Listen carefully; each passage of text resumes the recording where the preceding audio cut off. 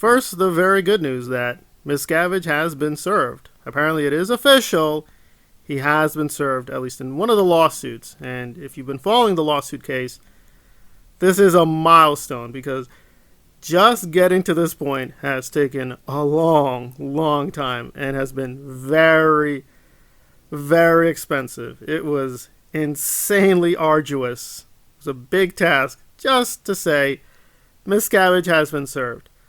But I will throw a bone to David Miscavige because apparently this is just a rising trend. Apparently Shaquille O'Neal has also had issues with being served. He's also been playing, have you served me? Have you really served me?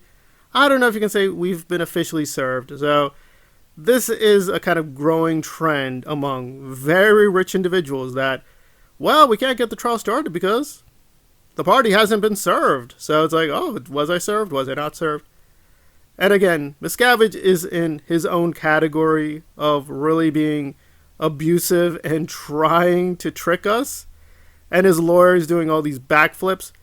But thankfully in this case, the judge was patient but said, listen, I think it's fairly obvious after over 20 tries and enormous cost, your client has been served.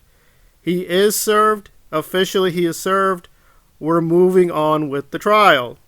Because again, if you don't get that, well, it's going to be real difficult. So, a very big day to celebrate if you're in the Anti-Scientology movement. Now, of course, comes the not-so-good news that there is another war brewing among the Anti-Scientology people. This is with Mitch Brisker and Marilyn. I've looked at some of her messages and some of her content. She feels that Mitch is trying to control her. Mitch, for his part, is giving friendly advice that Marilyn is spreading unnecessary toxicity over the Mike Rinder controversy. And again, I can't say I'm neutral entirely from this because I've been putting out content that is fairly critical of Mike Rinder. So, I am implicated in this supposed toxicity. Well, as best I can see, at least the general lay of the land, both sides seem to be digging into their own narratives. I don't see, like, the psychological CIA warfare that Marilyn is accusing Mitch of. Mitch playing that he's an innocent lamb and he's just trying to make everyone feel good. He's not really partisan is not true. He's big friends with Rinder. He's friends with Mark and Claire. And he's also allied with Apostate Alex. And I like Apostate, but it does seem like there are these two warring factions, but neither faction is being honest about what they're doing. It does seem like there's this big divide. We have to be honest, it is a divide.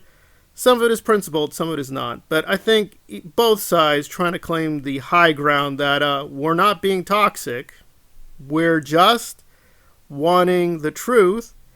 But the other side does not want the truth. They just want to be toxic. Oh, and they're making money from being toxic. I would have to say, even if you are trying to be totally not biased, it is fair to say it's the more elite part of the ex-Scientology movement that seems allied with Mike Rinder. Again, I'm sure these people have problems, but their general background are multimillionaires, very high elite officials in the Sea Org, so on and so forth. So, the ex-friends of Tom Cruise are now taking on the current friends of Aaron and his channel, Growing Up in Scientology. So, this will continue to be a back and forth. I will report on it, I think, honestly, as best I can. I just want to give people the general lay of the land that apparently Mitch is not welcome in Marilyn's community, and I guess Marilyn's people are not going to be welcome in Mitch's community. And we'll see if we can work through this.